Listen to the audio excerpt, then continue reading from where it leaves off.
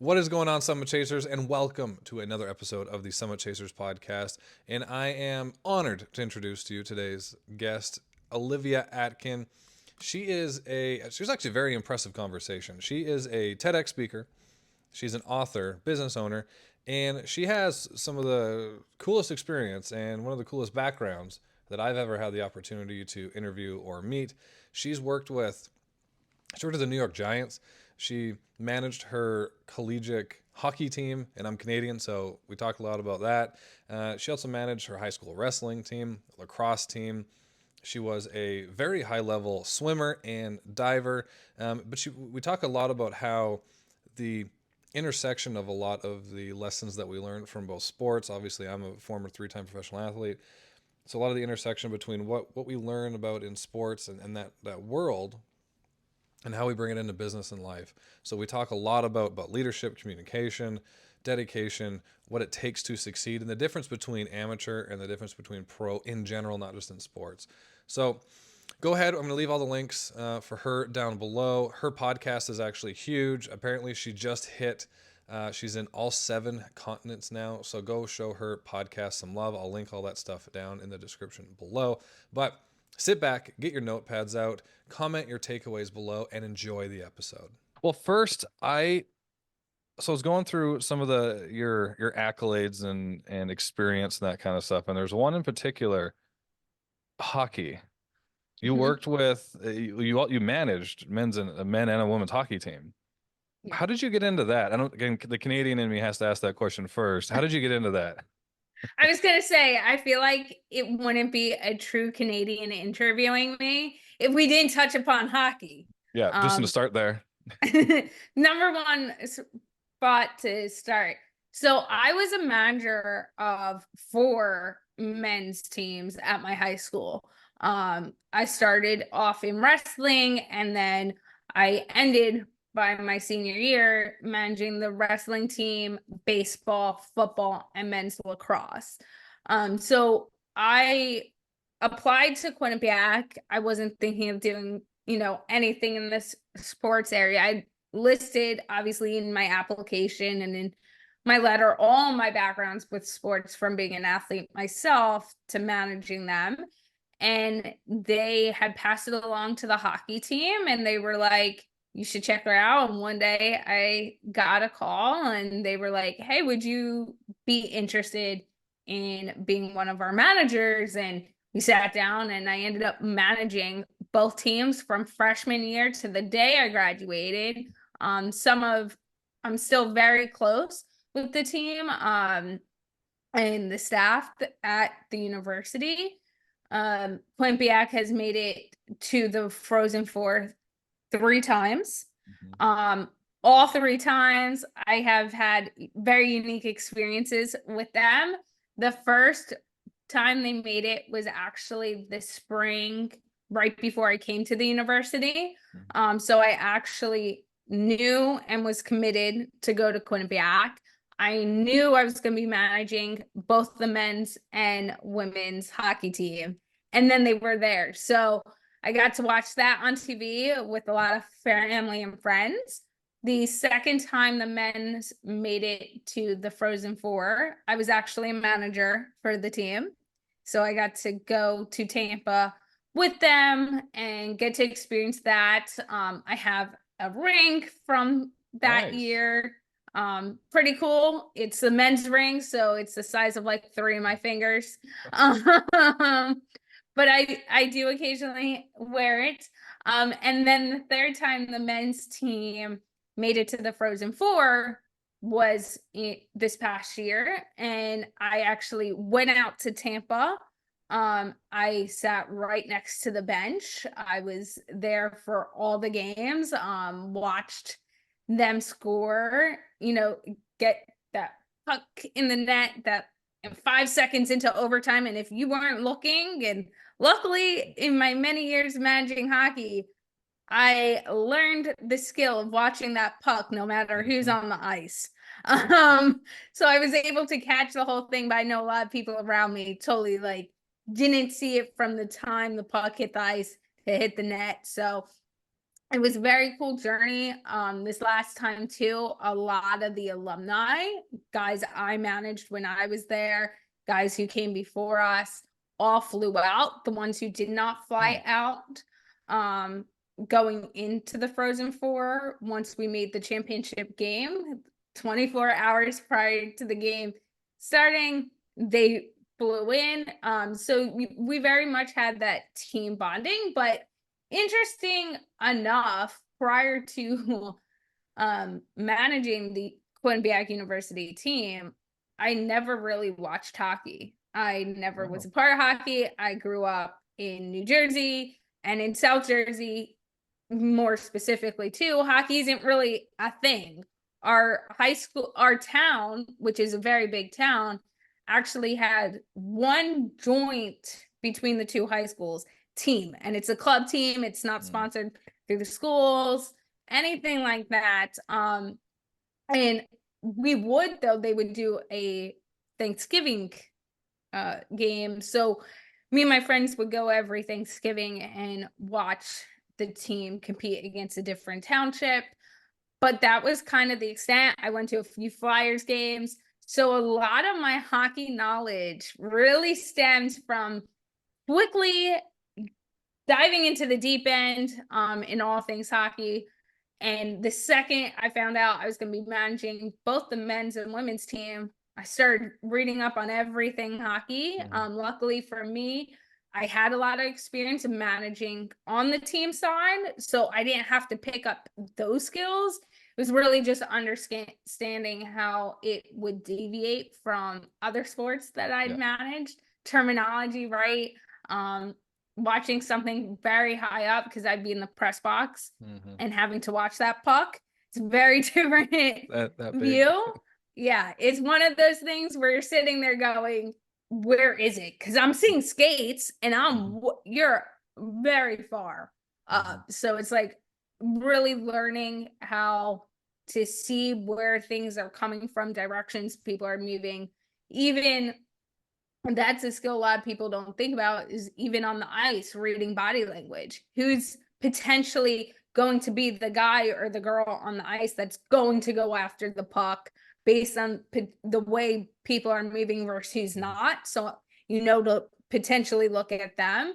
Another really cool hockey experience I actually had too, managing the women's team. Men's hockey is a lot bigger. Women's hockey has been growing in recent years. They now have the National Women's Hockey League and everything like that. But because overall, especially in college hockey, women don't have as large of a following, they actually hold the women's Frozen Four at universities, and our university was big enough to host it. So when I was managing the teams, we got to also host the women's Frozen Four. So I got to work a Frozen Four in that aspect as well, which was really cool. That's super fun. And that's a skill that I think a lot of people, especially hockey fans, don't appreciate, because I grew up watching hockey since I was in diapers, so you almost, it's not even that I look for the puck, you just know where it is eventually. Like, you just know it's so small, you can hear it, you just understand the game enough, you're like, okay, that person clearly has the puck because everyone's crowding around them. And you just know, and you can follow it so much easier. But if you're new, like, I took my fiance to a Golden Knights game when we were still living in Vegas. It's just the same thing. She's like, I don't know where the puck is ever. Like, this is such a huge arena and the puck is that big. How do you know where it is? I'm like, you'll figure it out. Just play the game. Watch the game. That's really, really cool. So you managed wrestling, lacrosse, hockey. Was it the sports that you loved? Was it the management that you loved, or was it the sports management? I think it's a little bit of all aspects of it. So like I said, I've managed in high school lacrosse, wrestling, baseball, football. College, when I was an undergrad, was both the men's and women's hockey team. But when I went back to grad school, I had actually already worked in professional sports. I'd worked for multiple teams. I'd managed professional athletes. So when I came back to get my MBA, I also went back at Quinnipiac. I worked with every single one of our D1 athletic programs. Yeah, you worked with the New York Giants, right? I read that right? Yeah. Yeah, so I worked for the Giants for years. I actually was working for the Giants at the same time I was in undergrad. So I would go from a hockey game on a Friday, Saturday night, and sometimes you had men playing and women playing. So you could have 4 games in a weekend, get done a game on a Saturday, drive back to New Jersey, and Sunday morning go up to MetLife Stadium and work a day of football. So you're literally, your mind has to shift. Yeah. And I worked for the Giants for 2 out of my 4 years at Quinnipiac. So there'd be a lot of time too. And I worked directly with the players that I'd be at a hockey game, or I'd be at practice, or even in class. And I'm going from talking about hockey in that environment. And again, Quinnipiac doesn't even have a football team. So it's, people don't talk about football at Quinnipiac, right? Unless you're talking about pro, right? Yeah. But they still talk about their pro teams, don't worry. But not at that college level. To, I can be walking to practice or at in a classroom and get something from hockey while I'm also getting messages and emails about the Giants or a player asking questions. So I really had to be able to pivot my mindset, and really be careful too on the terminology I was using. There's a lot of different things in simple length of time, periods versus Periods, like quarters. there's a Yeah. lot of different things going on. They don't easily Goals versus transcend. touchdowns. Yeah, that would be Yeah. really different. And so that was a very interesting journey, and really set me up to understand different people's walks of life, how one person's need, even though they come together in a collaborative way, right? Whether it's hockey, any of these sports, or in a professional setting, and at the pro level, like you could come together as teammates and perform, but off the ice, off the field, there's other things that are going on that you need help with, or other projects you're working on. And so even though we might be focused on this one angle, I can have to deal with a lot of other things that are going on or needed to be provided so the players could play and perform at their level. But I think for me, to going back to your original question too, is I also very much knew what it took to perform at a high level. I was a swimmer starting very young. I was training for the Junior Olympics when I was diagnosed with epilepsy. So I lost my sport due to injury, as one could say, right? You either lose your sport because you choose to leave, or something happens and you can no longer perform. So I was at the top of my game at 9 years old. I was competing in the 15-18 age group and winning. And so I lost that opportunity, in that part of my journey ended very shortly of where it could have gone because of my epilepsy diagnosis. So I know what that aspect is like, and how you can lose a part and you have to keep pushing through and all these things, while also not just feeling like you've lost a part of yourself and your identity, but also going through a whole different mountain to climb as well, overcoming things, and that aspect of it. And then when I was in high school, not only was I managing teams, but I got into diving because my seizures had stopped. They'd stopped for a while at that point. It was a way for me to get back in the water.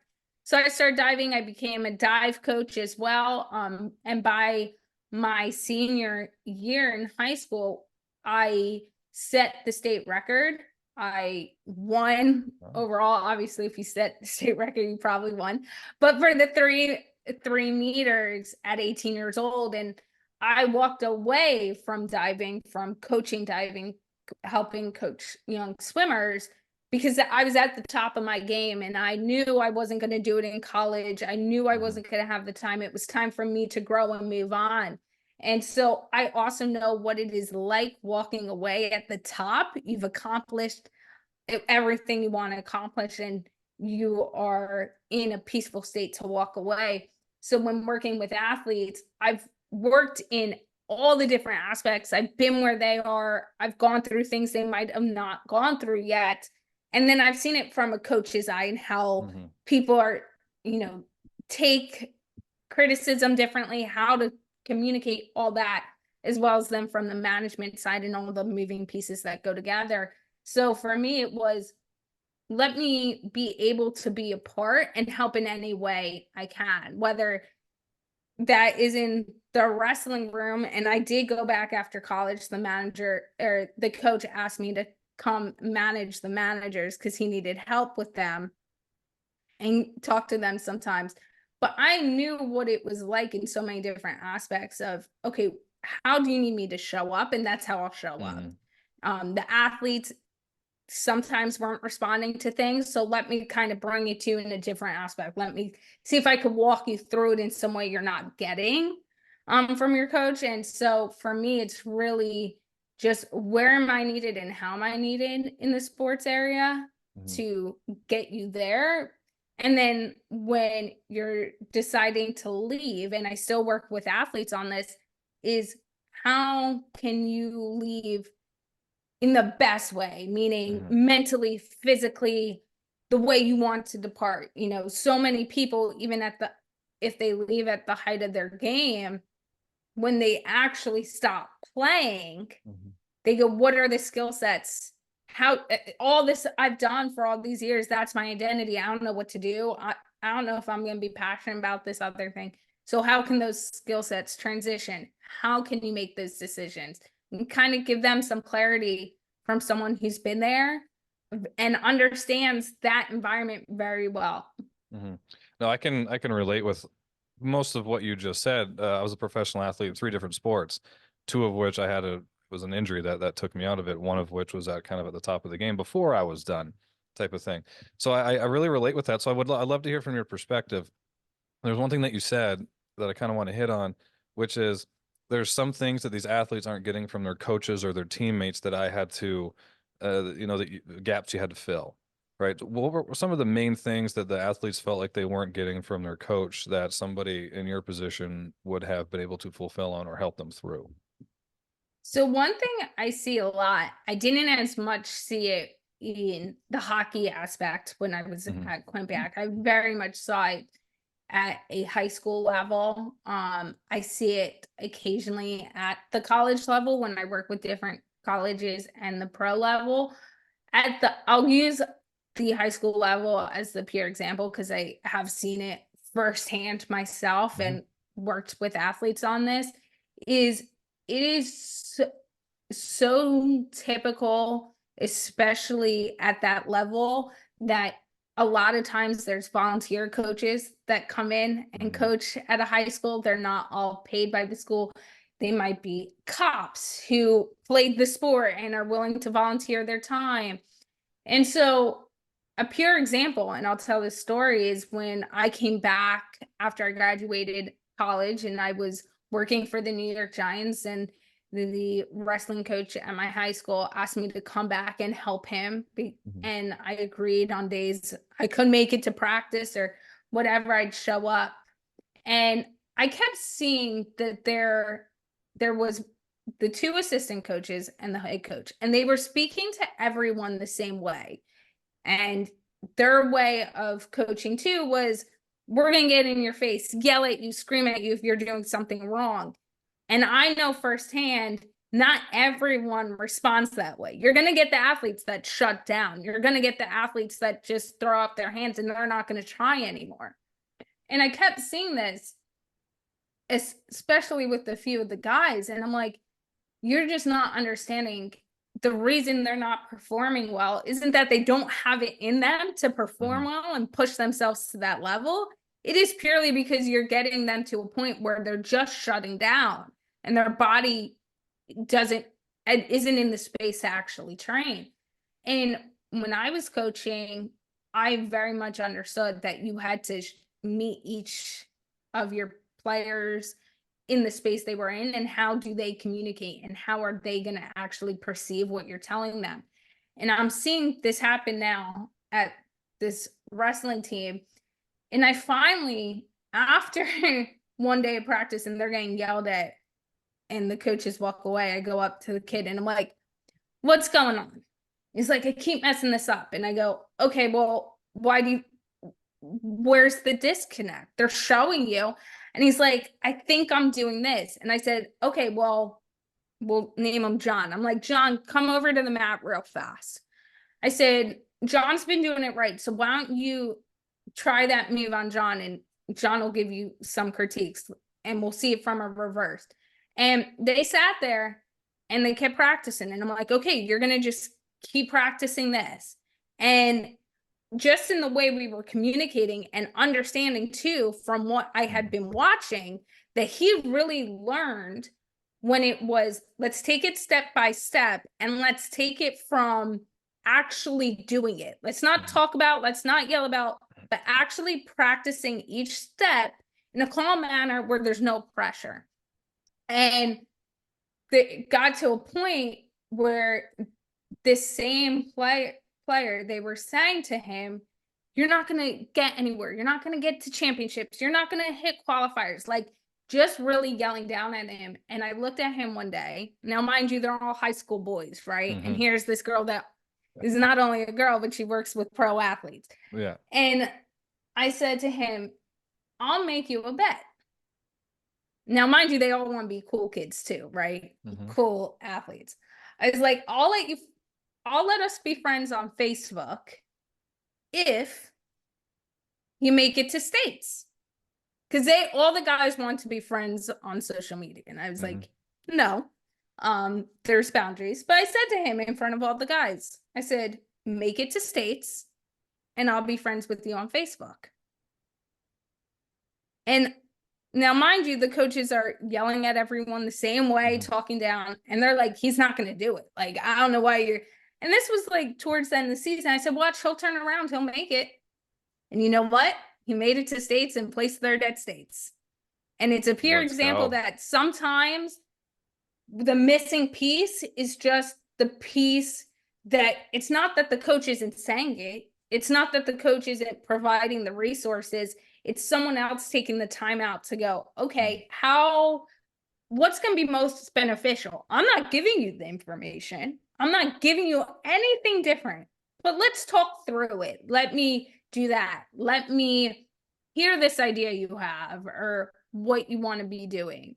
But it's also a lot of what I see at the college level, we'll take it a step farther, is everything is so focused on the sport and that particular season that the coaches and the team staff forget to plan for long term. Like you mentioned, mid-season injury, and now this player's going through all these things. They're going to be a senior, and now they need to transition into the workforce. I actually recently met a top college football player who did not go pro. And this was over the summer in Texas. And he was my Uber driver. And it was the weekend I was giving my TED talk. And he picked us up and I'm talking to him on the drive. And my parents were with me and they mentioned that I worked for the Giants and all this stuff with football once he said he played in college. And we're talking and he goes, you know, I got my degree just because I had to get a degree in college. That was not my passion. My passion was football. And he goes, I graduated and I got my internship after college and I realized this was not what I wanted to do. And I felt so lost and I felt all these things. And no one, while he was at the university he was at, as they start to transition out of their sport, sat down with them and was like, okay, here are, when you go on interviews or you start doing that job, some of the ways that your sport and your skill sets you've been doing for the past 20 years can relate to the job. What are you passionate about with this sport? How can you maybe even do that? Again, volunteer coaching. What are ways you can stay in tune with your sport? There's none of those conversations. And so one thing too that I do, whether it was from a team level, managing an athlete, is continuously having the conversation of what makes you go in the morning, whether it's with your sport or whatever you're doing, and what are the pieces of it that you're passionate about. And let's see how that can translate so you don't get lost in the mix of things once you decide to leave. That makes a lot of sense, and that's sad because they go through school thinking they're going to do, football, hockey, whatever their sport, basketball, and then they get injured. Well, they spent 3.5 years not doing the thing in school that they truly would want to do as a plan B, just because they're doing it to go through, just to be able to play. That's Mhm. such an it's unfortunate. I'm sure that happens fairly often, like probably more often than we don't hear about it right on the outside, but I'm sure it Yeah, happens we fairly don't often. hear about, but it is something that watching what people go to school for and then seeing where they end up 4 years down the line, 5 years after they leave. Again, I'm very connected to a lot of different players in Mm, all different sports.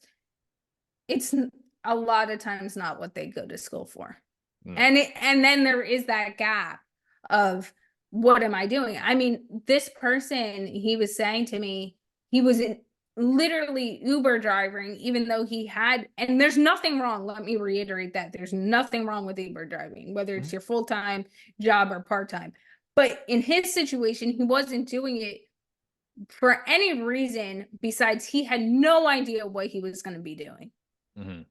He had Mhm. no direction, no path, and he was sitting there saying how lost he was feeling and that he might try this and he might try that. But he's also, you have to remember that athletes, or especially when you get done college, it's a little different in the military, right? You're in the military Mhm. at that point. But with athletes, particularly, you graduate college, and if you don't make pro, your sport is now done unless you do it for fun. And when that loss happens at the same time, you are watching everyone you've gone to school with that has Mhm. been on the same momentum as you get jobs, find their groove.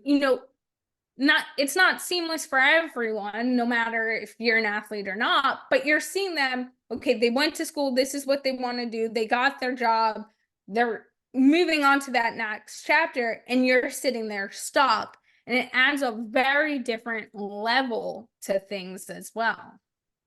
Oh, big time. And there's so many parallels to everything that you just said. And I mean, life in general, right? There's so many parallels between sports and life. It's like the best analogy. It's probably the most used analogy ever is anything in sports. But like business in general as well.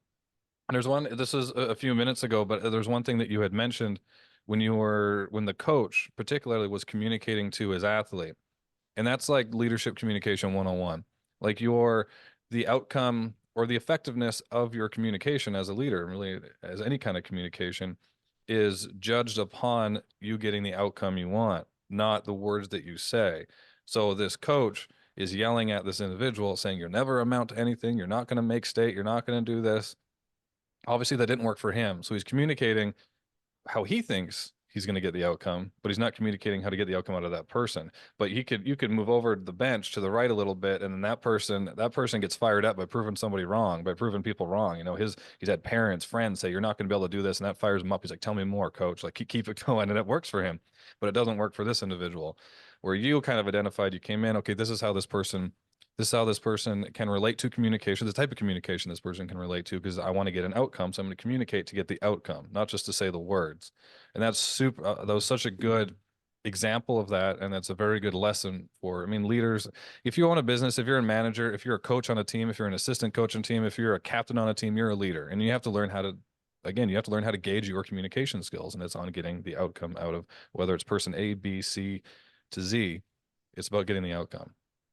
And So there's a few go ahead. Oh, Go there's ahead. a few things to that too. I always say, whether it's an athlete or a business professional, there's a few rules I always mention and go by. First of all, just because you're in a leadership position does not make you a leader.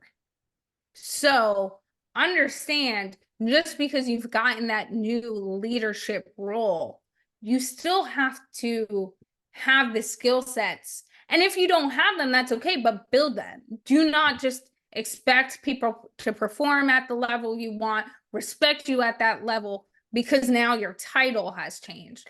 I think the other thing too that's so important that people forget about, and something I always ask when I'm starting to work with someone, is how would you like to have this information? So when I hire an employee, whether it's to just have someone build up my website, right? Or a social media person, even if they're short term and not a long term role, when I start seeing mistakes happen, especially, and I went through this when I started my business, someone was coming on, I explained to them there was a mistake, and they're like, oh, that's not a big deal. And I said, no, these look two different things. This is not the way it should look. It's not just, oh, we'll shrug it off. Oh, well. And in this case, it was on social media. And I go, you're representing my brand. You need to go in and fix this. Something similar happens a few days later. Again, sit down, explain her.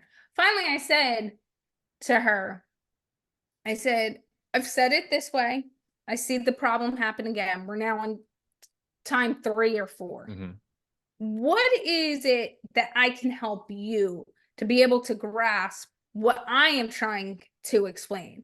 Where's the disconnect for you? Where is the spot that you need me to explain more? You need me to actually walk through with you? Like, how can I help you perform best in this role? And I think a lot of people forget that question, but I think it's one of the most important questions to ask, especially early on, whether there's problems or not. Because then when something arises, you're not talking to them the way you would want to be talked to and approached and have the problem solved. You already know how to meet them on their ground and get the solution from them that you're looking for.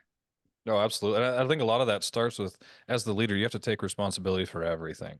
If they're not, and you did it beautifully. That was a great example of that, where you weren't getting the outcome you wanted. So instead of just blaming it on her, you don't understand. I said it clearly. I said it this way. I said it that way. You just don't understand. It's on you. And instead, you're like, okay, I'm just not communicating in a way to again, to get the outcome that I want.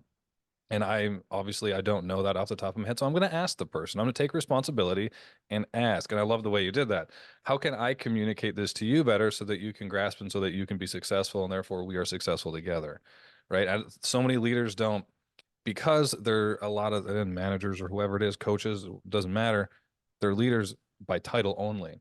That's like the level 1. That is just bare minimum to be a leader, is that you got promoted to something or you got put in a position. You are not a leader. You have the title of one, right? Your actions and words and the way you communicate and follow through and consistency, that will eventually, you'll have influence and then you'll become a leader at that point. But anyways, I love that point, because there's just not enough. I mean, whether you're an influencer on here, social media, podcaster, you own a business, whatever it is, we need to take responsibility for everything. And if we communicate properly and that person still wasn't able to get it right, then it's our fault for hiring them in that position that they're not competent enough to be successful in. And that's on us, right? So I wanted to ask you this. There's so many parallels between sports and business and sport, like the different types of sports in general. First of all, let me ask you this. What was the biggest difference working with hockey players and football players outside of like the terminology? So I think for me, a big part of it was level. So when you get to that pro level, you know, everyone has worked their butt off to get there, whether it's a player or someone you're working with. Everyone has earned that seat. I think and so a lot of these players, mind you, I worked with Eli Manning. Me and Eli had many conversations. Odell, Landon Collins, some of those guys to this day are my friend. And I walked in as the youngest person in the room, right? But there was that common respect right off the bat of, you have a job, I have a job, we're going to work together and we're going to get this done. How can we help each other to make each other's roles? And just right off the bat, when I was in college and worked in hockey, there was this gap between, you're a manager, and I even see it to this day in high schools too. you're the manager, I'm the player, and I'm doing things. You're just the manager. You don't understand how it connects. And so a lot of times, whether it's at a high school level, a college level, you're seeing this divide right off the bat of, okay, what are the tensions? We're not working together. One is feeling better than the other. You know, I've told this story before. There are a few players from the time that I worked at Quimpiac and managing, especially the men's team, that I'm still friends to this day too, and we communicate, and they are amazing. There were sadly also players I worked with and I laugh about sometimes because it was very much that divide. We don't talk to you, you know, you're going to do your thing. If we want something from you, we'll come to you. And some of them, even when I saw them, you know, years later, and I worked with them for 4 years, didn't know my name or that I managed them during the time that I did. And it took the other players kind of like hinting at it. And one of them blatantly said it. You remember Olivia? She managed her team. And I sat there and I laughed. And then it's very much knowing internally your own worth. And I think what you provide to a team in those situations, that it doesn't matter. But the difference was, and I experienced this a little differently than some people do, is I was getting the respect and that camaraderie and that equal level, even though I wasn't a player at that pro level. And then Monday morning or within minutes, I'm sitting there and you can't even look at me. And, you know, there's this divide at that other level. And I think it's very telling, especially years later. And I think part of it too was, were these high performers you just don't understand, but yet they never took the time to understand that I was at that level at one time in multiple sports, as well as some of them didn't even realize that as they're telling me, like, I'm not at that same level. I'm literally technically in sports world higher than them because I'm at the pro level. So they didn't even know. And I'm not someone who really cared to bust about it or make it known. And so I always kept my mouth shut. No one knew what was going on except me, who was obviously experiencing it.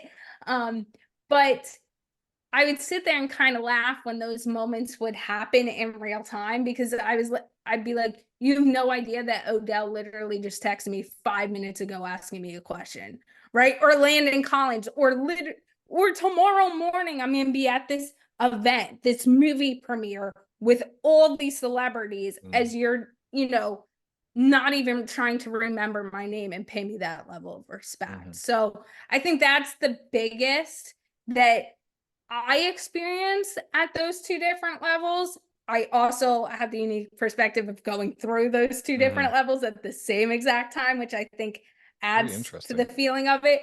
But also the same thing I still see to this day, whether it's at a high school or a college level, that I try, and that when I come across it, to inherently fix or highlight, because no one should be treated that way. And that's one of the things too, I want to highlight this. When I went and worked at the New York Giants, it really starts from ownership down. Mr. Mara and Mr. Tish knew my name, and when they would see me in the hallway, would come up to me and have a conversation with me. They did the same thing with the janitors. It was, you treat everyone as if they were your brother or sister.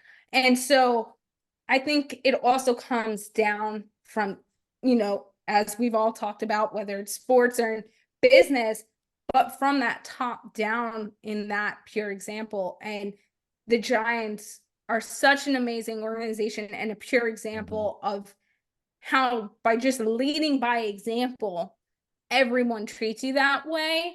And I think it's one of the most amazing things you could get out of sports. And I think it is something that, if I were to say there's something that teams need to focus more on at that high school or college level, would be that, because you not only are you creating a divide within your unit, and managers, whether it's at the college level and are sitting there making sure your food orders, your travel, your stats are correct. Like, I did it all. If I messed up your stats, even if you performed well, that meant your stats were messed up permanently. It's not a easy thing, right? And it's not like, oh, someone could just go back. You're either rewatching game film. There's a lot that goes into that. And so it does really take not just the person who's on the field, on that court, on that ice to perform. It really takes the unit. And when everyone isn't at that equal level, it does create a divide. It then creates a lack of dedication, motivation, all these different levels that makes someone not perform as well either. Yeah, well, it sounds like the big difference is just from like professional to amateur in that mindset, like understanding what it takes, like just in general, what does it take? Like it doesn't just take me being cocky and have skill and being arrogant to go out on the ice and perform. No, I need a trainer. I need somebody to have my back if I get injured. I need somebody to be able to throw me a stick if it breaks. I need somebody. We need the people who manage our bus schedules and our plane schedules, and we need like all of that. It's all the whole ball of wax. It's like respect the ball of wax, like it's a Jim Collins thing. Like respect the whole thing.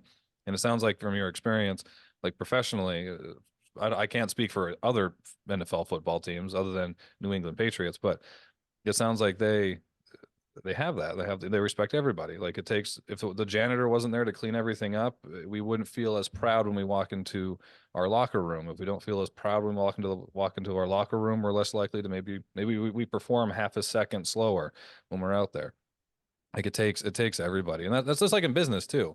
Like marketing and sales usually are wringing each other's necks when really it takes one. Without the success of one, we can't have the success of the others. And it takes everybody in that respect. But I like what you said about the top down. Like it starts at the top. If you see the coach start to disrespect, or the captain of the team start to disrespect the janitor, most likely the second and third string are going to start disrespecting the janitor. So it has to start from the top. And I wanted to say one more story, and this is a pure example of how in sports it really can go from the top down. And I'm going to pull it back from my high school days, so we're going back a little bit of time. But when I was in high school and I started my freshman year managing the wrestling team, there was a guy on the team that was in my grade. We ended up becoming friends. His girlfriend didn't like me.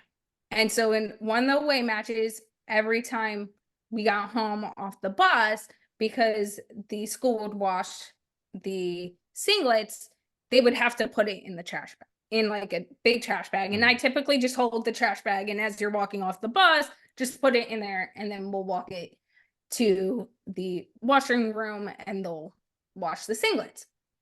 So we're about halfway through the season.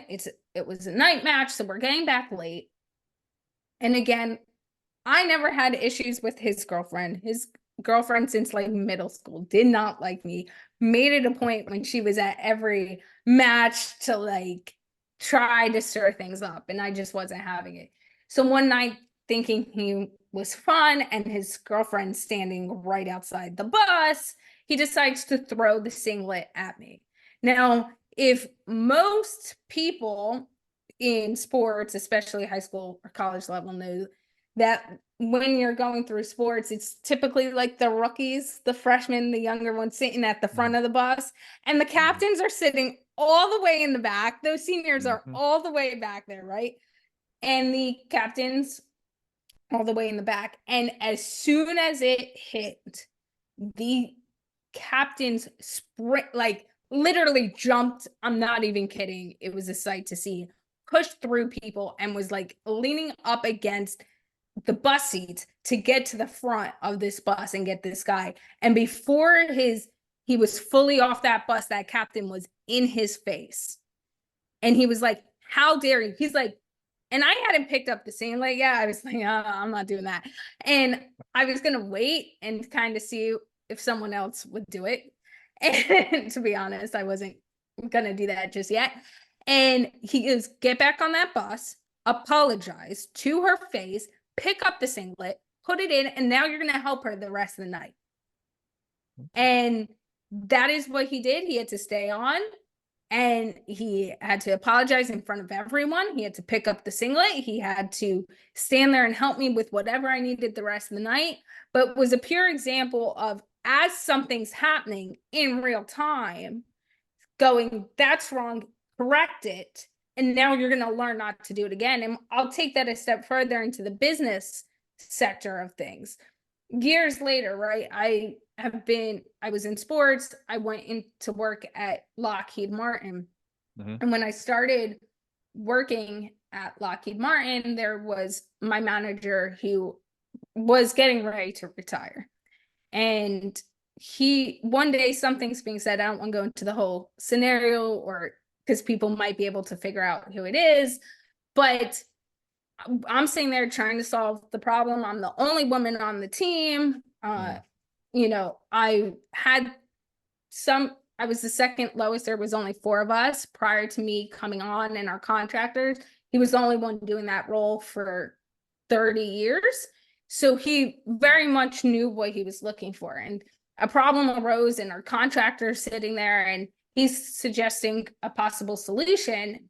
And I took a minute to kind of absorb everything that was being said and look at the bigger picture and what can actually possibly move around. And I turned around and gave an answer, and he looked me square in the eyes around these 3 other men and said, "You're a woman, nothing you will ever say I will listen to. You should just keep your mouth shut." And no one said anything. Not the person who was transitioning into the manager role and was going to be managing the rest of us, not anyone else. And I looked at him, and I knew in that moment it was not going to be the right time for me to say something. Later that day, I did. I knew in that moment my own skills. It was not going to go off well if I responded in that moment. Yeah. And later that day, I knew he still wasn't going to be responding to anything I said. He's made it a point. He made it very difficult for me to learn my job from the jump and perform well. But I went to the person who was going to be taking over his role, who had been training with us. And ironically, I'd been the one training him. My boss made me train the new manager. And I said to him, "I'm going to tell you right now, if you want to last in any role, in any management, your wrong step in this is that you did not say anything in front of everyone else in real time, or take us back in 30 minutes, an hour goes by, and you say, 'Hey guys, I wanted that to cool down, but I want to circle back on this.'" I said, "Because now you have set the tone that that kind of conversation is allowed to be had, and you're not going to do anything about it. You don't care that it's happening." And I said, "And you're the one taking this team over. If we start to divide, that person's no longer here. It's not going to be his responsibility. It's your responsibility as the leader." And he goes, "I didn't think about that." And I said, "That's exactly the point. By standing by, whether, again, like we had talked about earlier, you have the title of leader or you don't, sometimes you have to set the tone for everyone else." Yeah, just because you don't have the title of the leader doesn't mean you don't be a leader in the room, right? And then in a lot of, because I've been involved with not that specific type of situation, but similar scenarios where somebody should have spoke up. Like something was said, something happened, and somebody should have spoke up.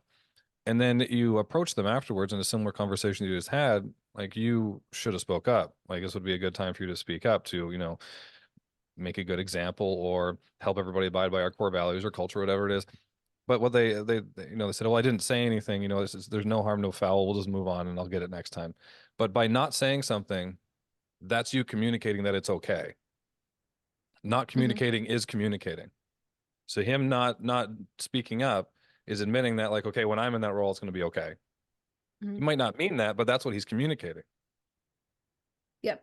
And in real time, I did say to them jokingly, you know, my response kind of as it unfolded, because they all knew I had worked in sports for so long. I said, "You should be real happy that I come from the locker room. I have that locker room mentality, right? Been around the locker room way too long to like have this. If you think this, you're going to let this be set in my way. You don't know locker rooms.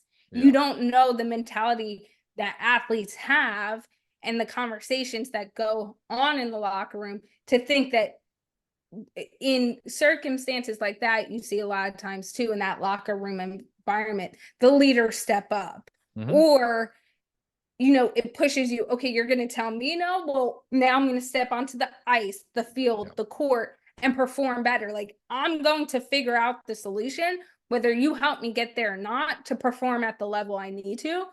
So even when I was speaking to the person who was going to be taking over leadership, I reiterated to him, I said, if that was probably any other female, the conversation would have been drastically different. And should it be? I said, but I knew the time and space, and I also knew I came from the locker room environment that not everyone has. And I also knew that my voice was going to be heard. It just was going to be heard a little differently. Yeah. Well, even in the locker room, I mean, okay, you might like they talk shit. Like we're sports people in general. Like I've again from Canada, I know a lot of females who played on the hockey team. They talk the best shit. Like they are so mean. But however, there's still a line. And everybody in that room knows the line. It's part of the culture, right? Like I was at a conference and Tom Brady was there speaking. And one thing he was such a I didn't expect to fill up a notepad when he was talking. I was gonna sit back and just enjoy it. But no, I got a lot of nuggets from Mr. Brady. But one of the big things he said, like he talked like we won on culture. That's how we won. We weren't the most talented. I'm not the most talented. He admitted that 100 times over. But we won. We won on culture. Everybody in that room was for the team. And if somebody came into that room and started complaining about I didn't get enough passes, like if they won the game and somebody came in and was like he didn't pass me the ball, he didn't pad my stats, he would gladly. I'm sorry you feel that way. You're not a good fit for this team, right? You're really talented, but I can't wait to play against you. And that was the line that they drew. It's just very consistent. They talk shit, but again, there's a line and it's consistent. But that's just the culture of it, right? And workplaces need to have that culture like that. The line, it's the same, it's a very similar thing, just the line it's moved a little bit and hopefully moved up a little bit in the corporate space, right? Like again, in your situation, I mean, it's like that should have been where the line was drawn, and it's up to the leader to draw that line and lead by example, not to have, it's unfortunate when you have to go behind and be like, yeah, that wasn't really great, you should probably, speak up next time. It's probably what's for the best. Like it's tough when you have to do that, but the fact that you did it makes you're a leader not by well, you're a leader by title now, but you were that level 2, level 3 at that point, right? Where you called them out and you had that candid conversation with them. So how I wanted to get into more because you have so much more to offer than just in your sports background, right? But how has that being in that environment, like you said, the locker room, the politics that are involved in sports, the different personalities, the different types of leadership, how has that helped you in your career? Because then you're a TEDx speaker, you own your own business. It's the Achieving Success business, and like you've done a lot of other great things. You wrote a book too. Did I read that right? You wrote a book. Yep. How has having that kind of foundational experience helped you in what you're currently doing?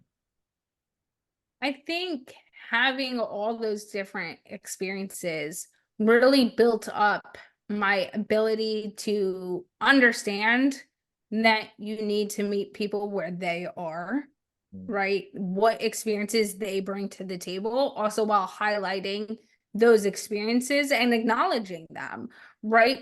For example, when I went to Lockheed Martin, my locker room experience was something that I was able to then move into a company that is definitely has a lot of military personnel. It has a similar feel, even though it's different. There's that mentality to some extent as well, and easily glide into that and fit with everyone else that I was talking about too and working with. I think the other part of it is I have a degree or certification in every business area, and I've worked in vast fields. So now when I talk to an individual, a client, I am able to understand what they're talking about without them having to feel like they have to dumb it down to explain it to me. Mm-hmm. I know their terms. I know the things they're going through. I know some of the experiences they might have gone through because I've been in that industry and I understand it. And I think the other part of it too is that I understand that no matter the situation I go into personally or professionally, I have built up who I am today because of all those past experiences. And I don't try to dim the light on any of those. If we don't work together because of who I am today and the way I might talk, because I do very much have that locker room mouth sometimes, and you don't feel comfortable with it, that is perfectly okay. But I'm not going to not be authentic with you and tell you my ideas or how to approach things because you're not comfortable with it. Then we just don't have to work together. If I am not explaining something well, let me know. And if you don't feel comfortable letting me know, then I have to fix that as well. But I think one of the big things is understanding that how all the moving pieces make up who you are. Yeah. Have you heard of the concept of the map maturity? Mm-hmm. Where it's like everyone has their own map. Everyone wants the same X. So the X is the same on everybody's currently at. Like I want what's best for you. I'm assuming you want what's best for me. We have a goal, and if we're working together, we have the same X. But the map on how we get to that X is different. So if you have map maturity, you understand that your map is a lot different than theirs. They got here in a way different road than you did. So you might communicate how to get to the X in your way and how you got there, but it wouldn't resonate with them whatsoever. So having all those experiences like that you have, and whether it's in sports or just life in general, or all these different types of sports, professional sports, amateur sports, everything in between, and then just fighting through the things that we all had to fight through. We all have our own map, right? We have to meet people at their own. You have to be able to communicate and get people to understand and get to the X based on their own map, not on yours, right? So it sounds like And that's that's something that. Go ahead. Go ahead. Oh, I was going to say, and that's something I see. I do a lot of podcast consulting at all different levels, whether it's with hosts or someone who wants to start or people getting on shows. And it is really sitting down and understanding one's journey and how they communicate. When I work with people who are trying to get on podcasts, I don't just look at the experience they're going to bring to the conversation or what they might be talking about. It's about just as much talking to a host and hearing their story and how they're talking about certain things and tone, and then going, communication styles, are they going to actually align, or are they going to sit down and it's just not going to work? It's not going to be something the listeners are going to want to hear. A lot of people forget too, especially within podcasting, a mic tells a lot of things very quickly. When you don't have something to look at, a lot can be picked up very quickly by someone listening. So if it isn't that fit, the audience is going to know very quickly, and it's not going to help either party either. I love that. I love it. We could talk. I could talk to you for another, I don't know how long, however long we have left in the day. But I'm going to respect your time and the listeners' time. So I have two questions that I usually end the podcast on. So first, for you, what is the next summit that you are chasing right now, Olivia? So actually, there is a summit that I just ended up fulfilling and getting to the top Let's hear it. very early into my 2024. And it was one of the summits I was chasing going into 2024, is that my podcast, Achieving Success with Olivia Atkin, reached all 7 continents. And yeah, so that was something I knew ending 2024 or 2023 that we were in 6. You know, typically as a podcast host, they don't tell you the continents you're in, they just give you countries. And so in the mix of things, you forget, oh, that's part of this continent. And it wasn't until I was sitting down in December of 2023 that I was like, oh, wait, we're in 6 out of the 7. And the 7th being Antarctica, which is almost impossible to get into. People don't live in Antarctica all year round. If you do any research, because I started doing research on this, I learned that. And so that was the summit one of them that I was going to chase for 2024, was figuring out a way to even see if it was possible. And then quickly into 2024. And when I say quickly, I mean it was January 2nd. So we Oh, weren't that wow. far in. We were 48 hours in. I had a listener reach out and tell me they were in Antarctica and they listened to the show, and we hit the top of that summit right there. And so that was actually one of the biggest ones I was chasing, but we met. Yeah. I think now too, something I'm chasing is really figuring out, I do a lot of talks, but the people that it will help the most in getting in front of them for 2024, of who can I really sit down, impact, talk to that needs it, and who are those people that will make that decision, and let's have conversations. I love it. Adding value to the people that you can add the most value to. I love it. That's amazing. I'm glad that people like you exist, Olivia. So you can take a minute, plug anything you want. You have your book, your podcast, your business, plug away. Okay. So, well, since you opened the floor like that, I'll do all of them. Give her. So you can follow me on LinkedIn at Achieving Success LLC. You can follow the Instagram account at Achieving_Success. You can follow me, Olivia _Atkin on Instagram, or if you just search on LinkedIn, Olivia Atkin. You can also email me at olivia.atkin@achieving-success.com. I personally answer all the emails, so anyone who reaches out, I will actually respond to, and I do respond to every single email. It might just take me a day, but I get there. And you can go to the website, achieving-success.com, listen to the podcast, Achieving Success with Olivia Atkins. It's on all platforms, including YouTube. I love it. I love the conversation. I love the experience that you have. I love the unique stories, the lessons that we could pull out of them. Olivia, thank you so much for coming on. Thank you for watching this episode of the Summit Chasers podcast. I really hope that you enjoyed, you were inspired, you learned something that you can use to go and chase whatever your next summit may be. Be sure to like and comment your takeaways from the episode below. Also, follow us on all social media platforms under Summit Chasers Network. And if you're watching this on YouTube, be sure to turn on your notifications so you can be notified when we drop new content like how-to videos, business best practices, motivation, and personal development strategies. And until next time, keep chasing your summit. I'll see you on the next one.